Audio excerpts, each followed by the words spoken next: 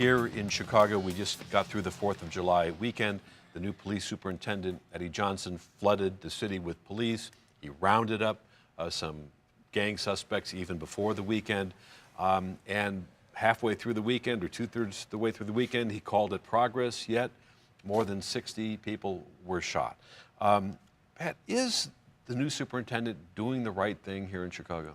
It's tough to say, and it's early, but I do think that he's doing the right thing and being as aggressive as he can without violating anybody's civil rights. But it is a mess, and 8 years into the first African-American president in the history of the United States, we haven't got much federal help on one of, I think, the biggest problems in the country right now, and that's the murder rate and the shooting rate in the city of Chicago, one of the greatest cities in the world. So I wish, and I rarely or never as a Republican would call for this, but I think this calls for a grander strategy, both federal and state, to deal with the city of Chicago. One specific concrete proposal that Superintendent Johnson has put forward, as his predecessor, Gary McCarthy, did.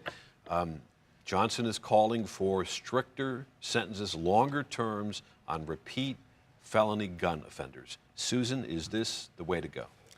Well, it may be, but I think what I've heard is that there needs to be training of the police, and the police have to have a stronger relationship and connection to people in the neighborhoods. What we hear is that people in neighborhood, Englewood, they don't know who their police officers are. They're not from that neighborhood. They come in, they sometimes maybe wreak havoc on what's going on. So what the neighborhoods are saying is, we want our own to represent us, and we want them to be trained. We want them to work with us. We want them to play baseball with our sons. We want them to be a presence, so we don't look at them in fear that they could come after us at any given moment in time. And I think that should be a key when somebody's coming up with a grand strategy, to make sure that there's a stronger, more positive relationship between the police and the communities. But community policing always the most effective, but I can't underestimate the impact of this Laquan McDonald.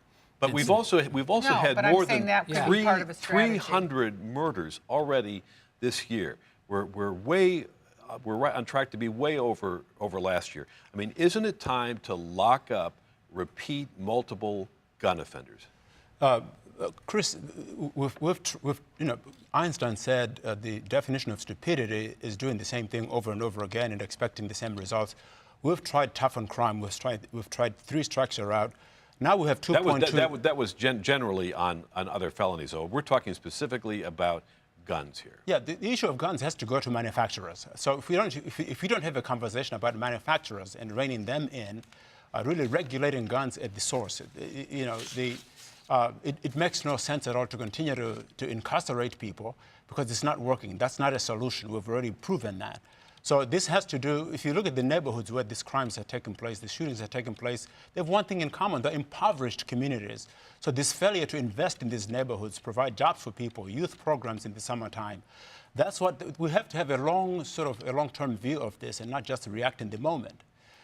I agree with the tougher guns, but I think Sheriff Dart's onto something with treating people in his jail, a lot of which are mentally ill or have drug addiction problems. And to me, I was a prosecutor for 11 years, and I was a state's attorney here. Drugs are the root cause of a lot of this. It's either you're hyped up and you do a crime, or you're selling drugs to make money. So we need to get the drug problem under control in conjunction with the gun problem, and I think that's the solution. But man, repeated gun offenders throwing away. The problems with the 3 strikes you're out, you were putting kids in for drug offenses for the rest of their lives. For minor drug offenses. It didn't work.